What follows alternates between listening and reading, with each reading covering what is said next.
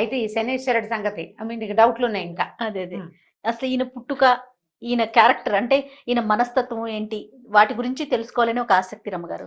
రెండు చాలా సింపుల్ కథ ఇది. సూర్యుడికి సౌమ్యాదేవి అని భార్య ఉండేది.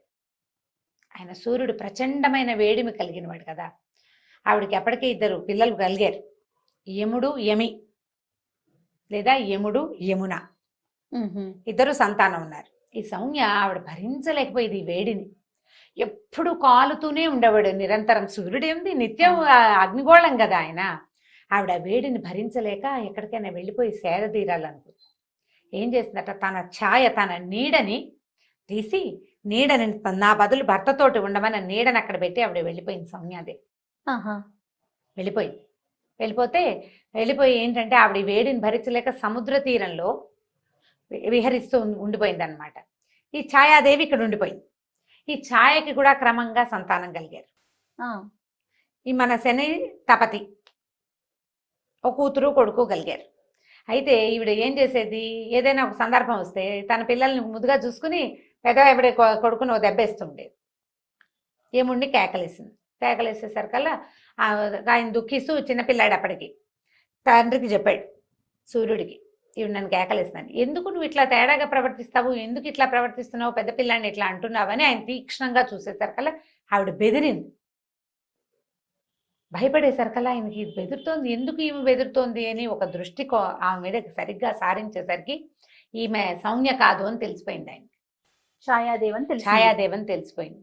దాంతో ఈయన ఏం చేశాడు, సౌమ్య ఎక్కడుందో చూసుకుని ఆవిడ ఒక గుర్రం రూపంలో సంచరిస్తుంటే అక్కడికి వెళ్ళి ఆమెను శాంతింపజేసి నీతో చల్లగా ఉంటానని ప్రామిస్ చేసి అప్పుడు ఈయన కూడా గుర్రం రూపంలో వెళ్ళాడట అక్కడికి. అశ్విని దేవతలు కలిగారు, గుర్రం ముఖాలు ఉన్నవాళ్ళు, దేవ వైద్యులు అని చెప్తారు వాళ్ళని. ఇప్పుడు ఇక్కడ సౌమ్య ఛాయాదేవికి కలిగిన సంతానమే ఈ శనేశ్వరుడు. అతను స్పీడ్గా నడిచేవాడు కాదు, నిదానంగా ఉండేవాడు. తండ్రికి పెద్దగా నచ్చుబాటు అయ్యేది కాదు. ఈ రవికి శనికి పడదంటారు గ్రహాల రీత్యా కూడా. చంద్రుడికి బుధుడికి పడదు, రవికి శనికి పడదు. తండ్రి కొడుకులు కదా, తండ్రి కొడుకులే కదా, కానీ వీళ్ళిద్దరికి పడదని ఒక మాట చెప్తూ ఉంటారు. పూర్తిగా నాకేం జ్యోతిష్యం వ్యవహారం పెద్దగా తెలీదు, ఏవో చదువుతుంటాం కదా, అప్పుడు కనపడుతూ ఉంటుంది అనమాట. తండ్రి కొడుకే ఈ వారంలో మొదటి రోజుకి ఆయన అధిపతి అయితే చివరి రోజుకి ఈయన అధిపతిగా ఉంటాడు. మనకి హోరాకాలాలని లెక్క పెడతారు. రోజు పొద్దు నుంచి సాయంత్రం దాకా హోరలు మారుతూ ఉంటాయి. రవి హోర, శని హోరలు, రకరకాల హోరలు. ఆ వారం రోజున మొదటి హోర వాళ్ళదనమాట. 1 గంట 10 నిమిషాలు ఏదో చిన్న సమయం. ఈ సమయంలో ఈ లైన్ రోజంతా హోరలు మారుతూనే ఉంటాయి. శని హోర అయిన తర్వాత మళ్ళీ రవి వస్తాడు కాబోలు, మరి అంతేగా జరగాలి. శనివారం అయ్యాకే కదా వచ్చింది. నాన్న వెనకాలే కొడుకుంటాడు ఇప్పుడు, అదే కనిపిస్తుంది. అయితే ఇది ఇంతే కదా. ఆ తర్వాత ఈయన గ్రహాలకి అధిపతులుగా వీళ్ళు మారారు. తర్వాత కాలంలో ఈ గ్రహాలు వీటన్నిటిని సెపరేషన్ జరిగినప్పుడు ఆయన ఒకదానికి అంటే ఈ మానవుల జాతకాల్లో లేదా మానవుల స్థితిగతులలో ఒక స్థితికి ఆయన, ఇంకొక స్థితికి ఈయన అధిపతులుగా మారారు. నువ్వు మానవ జీవితం తీసుకో, పుట్టిన దగ్గర నుంచి మరణించేదాకా అంతా మనకు తెల్లంగా కనపడుతుందా? కనపడదు. ఇవాళ ఇక్కడ ఎక్కడో పూరి గుడిసెలో మారుమూల ఇంత పిల్లవాడు పుడితే వాడు మహారాజు అయిపోతాడు. ఇక్కడి నుంచి ఇక్కడికి వెళ్ళే ప్రయాణం ఉంది కదా, ఈ ప్రయాణపు స్థితిగతులన్నిటినీ గ్రహాలే నడుపుతాయి. రోజులు నడుపుతాయి, సంవత్సరాలు నడుపుతాయి. మనుషులు నడిపేది ఏముంది? ఈ గ్రహాలు, ఈ రోజులు, ఈ ఋతువులు, తర్వాత ఇవన్నీ కలిసి మనుషుల్ని ఆ వైపుగా ప్రేరేపిస్తాయి. ఈ పేదింటి వాడు ప్రైమ్ మినిస్టర్ అవ్వడానికి ఇక్కడి నుంచి ఈ మధ్యలోది ఆయన ఏదో శ్రమపడ్డాడు, అది చేశాడు, ఇది చేశాడు, అవన్నీ అందరూ చేస్తారు. ఈ పర్టికులర్ వాడే ఇక్కడి నుంచి అక్కడికి ఎట్లా వెళ్ళిపోయాడు? యోగం. ఆ యోగాన్ని పట్టించేవే ఈ గ్రహాలు, ఈ కాలం. ఇప్పుడు ఈ కాలం ఇవాళ నా పుట్టుక, నా మరణం దాకా ఉన్న కాలం, ఇంతకుముందు నేను పుట్టినప్పుడు ఉంది, అంతకుముందు పుట్టినప్పుడు ఉంది, రేపు పుట్టబోయేటప్పుడు ఉంటుంది. కాలమే మన మొదటి రోజు, మొదటి పుటక నుంచి మనం ఫస్ట్ ఒక చిన్న చుక్కగా భూమి మీద మొట్టమొదట భగవంతుడు మనని పుట్టించినప్పటి నుంచి తర్వాత మన సంవత్సరాలు మారుతున్న కొద్దికి, మన జన్మలు మారుతున్న కొద్దికి మనతోటే ఉంటుంది. ఆ కాలమే మనకి సాక్షి. అంతే. భగవంతుడు కాలస్వరూపుడు. ఆయన చూస్తూ ఉంటాడు. నీ కిందటివి, ఆ కిందటివి, ఆ కిందటివి నువ్వు చేసిన తాలూకు వాటి ఫలితాలని ఈ జన్మలో నువ్వు మారుమూల ఇంట్లో పుట్టినా నిన్ను ప్రైమ్ మినిస్టర్ని చేస్తాయి. ఈ మొత్తానికి సాక్షిభూతంగా ఉన్నటువంటి భగవంతుని యొక్క అవయవాలే ఈ గ్రహాలు, ఈ ఋతువులు, ఈ సంవత్సరాలు, ఇవన్నీ దానికి ఒక్కొక్క పేరు పెట్టుకున్నాం అంతే. ఆ మొత్తం చక్రంలో భాగమే శనీశ్వరుడు. అయితే కొన్ని అపోహలో మరి నిజాలో తెలియదు కానీ ఆయన్ని అంటుకోకూడదని, పూజా విధానంలో ఆడవారు కొంచెం దూరంగా ఉండాలని, నల్ల వస్త్రాలే ధరించాలని, ఇలాంటి ప్రత్యేకమైన నియమాలు రావటానికి దీనికి సంబంధించి ఏదన్నా అంటే పూర్వపు అంశాలు ఏమైనా ఉన్నాయా రమ్మగారు? క్రమంగా కాలక్రమంగా ఏమవుతాయంటే జయ, చిన్న చిన్నవి కూడా పెద్ద పెద్దవిగా పరిణమిస్తాయి. ఇప్పుడు స్త్రీలు దూరంగా ఉండాలని చెప్పేది ఏమో మన శని సింగనాపూర్లో ఆడవాళ్ళు రాకూడదని, మేమెందుకు రాకూడదని మన వాళ్ళు ఫైట్ చేసి దాన్ని సాధించినట్టున్నారు. ఇవాళ రేపు స్త్రీలు కూడా వెళ్ళొచ్చని మొదట్లో వెళ్ళి దగ్గరికి వెళ్ళి చేసేవాళ్ళు. ఈ మధ్య కాలంలో ఒక 4-5 ఏళ్ళ నాడు నేను వెళ్తే ఇక్కడెక్కడో నూనె పోస్తే చాలా గొట్టాల ద్వారా వెళ్ళి అక్కడ పడుతుంది ఆయన మీద. దగ్గరికి వెళ్ళేది అయితే ఇప్పుడు లేదు. మరి ఆడవారు అండి ఎవరు లేరు, అందరూ దూరంగా ఉండేదే. ఏదో పూజారి ఎవరో చేస్తారు. ఇవి ఏంటంటే ఇది పూర్వకాలపు విధానం. అంటే పూజా విధానాలు అవి మగవాళ్లే చేసుకునేవాళ్ళు. అన్ని జాతుల వాళ్ళు పూజలు చేసేవాళ్ళు కాదు ఇది వరకు. ప్రత్యేకంగా ఒక కల్టే పూజ చేసేది. అందులో ఆడవాళ్ళు ఇల్లు వాకిలి పనులు పాటలతోటి సతమతం అవుతుంటే మగవాళ్ళు ఆ పని చేసేవాళ్ళు. బహుశా అలా వచ్చిందేమో, అలా వచ్చింది, అట్లా వచ్చి ఉండొచ్చు. అంతకంటే తీవ్రంగా ఉందని అనిపించదు. అయితే ఏంటంటే ఈయనకి నలుపు ముదురు నీలము ఇష్టం. ఆయనకి నచ్చేలాగా ప్రవర్తించడం అన్న అంశం కోసం నల్లటి బట్టలు చెప్తారు. ఆయనకి సమర్పించేది నల్లటి వస్త్రమే.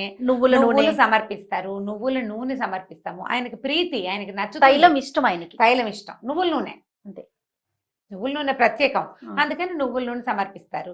ఇప్పుడు నా దగ్గర నీకు పని ఉంది, నాకు నచ్చింది ఇస్తావా, నీకు నచ్చింది ఇస్తావా?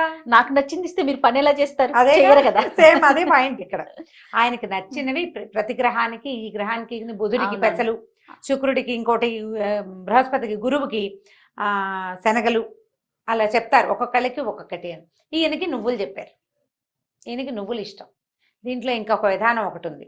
ఈ శనివారం నాడే ఒంటికి నూనె రాసుకుని తలంటి పోసుకోవాలని చెప్తారు. తైలాభ్యంగనం చేయటం, ఒంటికి నూనె రాసుకుని నూనెని వదిలించుకోవాలి. నూనెను వదిలించుకోవాలి. తైలాన్ని దానం చేయాలి. తర్వాత తిలలు దానం చేయాలి. నువ్వులు ఆ రోజున ఎవరి చేతిలో ఇంచి తోటకూర అవి శని అంటారు. అవును. ఇనప వస్తువులు, నువ్వులు, నూనె ఇంకొకరి చేతిలో ఇంచి తీసుకోకూడదు. బజార్ వెళ్ళి కొనుక్కోకూడదు. మనం చెయ్యకూడని ప్రతి పనికి కూడా శని ప్రభావం ఉంటుంది, శని పట్టుకుంటుంది. జనరల్ లాంగ్వేజ్ లో మనం వాడేది అలా చెప్పి ఆ పనుల నుంచి మనల్ని అవాయిడ్ చేసే కార్యక్రమాలు జరుగుతూ ఉంటాయి. ఎందుకంటే నువ్వు కష్టపడాల్సి వస్తావు, నువ్వు కష్టపడతావు. ఆయన పని చేయిస్తాడు నీతోటి అంతే. నువ్వు ఎక్కువ శ్రమతోటి తక్కువ ఫలితం ఇస్తాడు. నువ్వు శ్రమ పెంచిన కొందికి ఫలితం కనిపిస్తుంది. నువ్వు ఇంత కష్టపడతావు కాబట్టి వద్దంటారు. కష్టాలు ఎక్కువ అవుతాయని. నిజానికి శని చెడ్డవాడని అనడానికి వీల్లేదు. కష్టే ఫలి అనేది నీకు నేర్పిస్తాడు. ఆయన వెళ్తూ మంచి చేసి వెళ్తాడు. అవునంట. నీకు కష్టపడ్డా నేర్పిస్తే ఉత్తరోత్తర నువ్వు హాయిగా ఉంటావు. ప్రతి జీవి మీద ఆయన ప్రభావం ఉంటుందని వింటాం కదా రమ్మగారు. ఉంటుంది, ప్రతి జీవి మీద ఆయన ప్రభావం ఉంటుంది. ఆఖరికి దేవాధిదేవుడైన పరమేశ్వరుడు కూడా ఈయనకి లొంగిపోయాడని అలాంటి బోల్డన్ని పురాణ గాథలు ఉన్నాయి. ప్రధానమైంది శనివారం నాడు తైలాభ్యంగనం ప్రాక్టీస్ లో పెట్టుకోవాలి ఎవరైనా. దానివల్ల 2 బెనిఫిట్స్ చెప్దాం చూడు. ఇప్పుడు శనికి ప్రభావము అవన్నీ నువ్వు లోన్ అవ్వవు, నీకు లేవు అవేవి. నూనె రాసుకుని స్నానం చేయటం వల్ల ఫ్రెష్ గా అవుతావు, రిఫ్రెష్. ఇంట్లో నుంచి బద్ధకం తగ్గుతుంది. కొవ్వు అక్కడక్కడ ప్యాక్ చేయబడి ఉన్నది మూవ్ అవుతుంది. నువ్వు అలవాటుగా చేస్తావు, శుభ్రంగా ఉంటావు, ఆరోగ్యానికి మంచిది. ఇది మంచిదే కదా. ఆరోగ్యమే మహాభాగ్యం ఇవాళ రోజుల్లో. అవును. కాబట్టి తైలాభ్యంగనం శనివారం నాడు నెత్తికి నూనె పెట్టుకోవటం, చెవిలో కొంచెం నూనె వేసుకోవటం, చిన్నపిల్లలకి ముక్కులో చెవిలో కూడా నూనె వేయటం. మరి చంటి బిడ్డలకి డాక్టర్లు వద్దంటే మానేయండి, కానీ కాస్త పెద్దవాళ్ళకి వేయచ్చు, పర్వాలేదు. చక్కగా బాగా నువ్వుల నూనె ఒంటికి అంటేలాగా మద్దం చేసుకోవటం, సున్నిపిండి పెట్టి చక్కగా దాన్ని వదిలించుకోవటం, బాగా నలుగు పెడితే చర్మం కాంతి దేరుతుంది. దానివల్ల మీకు ఉత్సాహం వస్తుంది, మంచి నిద్ర పడుతుంది. మర్నాడు ద్విగుణీకృత ఉత్సాహంతో పనిచేస్తారు మీరు. మర్నాడు రవి కదా వచ్చేది, రవి నాటికి స్పీడ్ గా ఉంటారు, పని చేయడానికి సిద్ధంగా ఉంటారు. అందుకని ఈ శనివారం నాడు ఇది చేసుకోవాలి. ఇవి మంచి పనులు. ఈ రోజున గనక మనం శని త్రయోదశి నాడు గనక ఏ చిన్న దైవ కార్యక్రమం చేసినా అది ద్విగుణీకృతమైన ఫలితాన్ని ఇస్తుందని చెప్తారు. కొన్ని వస్తువులు కొనుక్కోకూడదు అని పెద్దవాళ్ళు చెప్తే ఎందుకు అని అనకుండా మానేస్తే సరిపోతుంది. ఇవి చేయను అయినా అని చెప్పారు, ఎందుకు అని అడద్దు, చేసేయండి. చేసేస్తే వచ్చే మంచి ఏదైనా వస్తుంది, లేకపోతే పనైనా అవుతుంది కదా, కనీసం పనైనా అవుతుందిగా. కాబట్టి చేసుకోవచ్చు. ఈ శని త్రయోదశి ఇంకొక ఉంది కదా ఈ నెలలో, కార్తీక మాసము, శని త్రయోదశి, శనివారము త్రయోదశి విశేషమైనది కాబట్టి ఆ ఒక్క రోజైనా ఈ నెలంతా వెళ్ళలేకపోయినా శివాలయ దర్శనం తప్పనిసరిగా చేయండి. మనకి శని దశ ఉన్నా లేకపోయినా కూడా శివాలయ దర్శనం చేయటము, రుద్రాభిషేకం తీర్చుకోగలిగితే చేసుకోవటం, లేకపోతే కనీసం స్వామిని దర్శించి తీర్థప్రసాదం స్వీకరించుకోవటం, విభూది తీసుకోవటము, దేవాలయంలో ఒక దీపారాధన చేయటం. దానివల్ల ఏవైనా గ్రహ దోషాలు ఉంటే అవి సమసిపోతాయి. శివానుగ్రహం, అఖండమైన ఐశ్వర్యము లభిస్తుంది. శివాలయ దర్శనం అత్యద్భుతమైనది త్రయోదశి నాడు. తప్పకుండా రమ్మగారు. అయితే ఈ శనీశ్వరుని గురించి మరిన్ని పురాణ కథలు ఉన్నాయని ఇప్పుడు ఇంతకు ముందే చెప్పారు మీరు. రాబోయే వీడియోస్ లో 1-2 మనం ప్రెజెంట్ చేద్దామండి. నమస్తే రమ్మగారు. నమస్తే. ఇక ఈ వీడియో కనుక మీకు నచ్చినట్లయితే లైక్ చేయండి, షేర్ చేయండి. మరిన్ని వీడియోస్ కోసం మా ఛానల్ ని సబ్స్క్రైబ్ చేసుకోండి.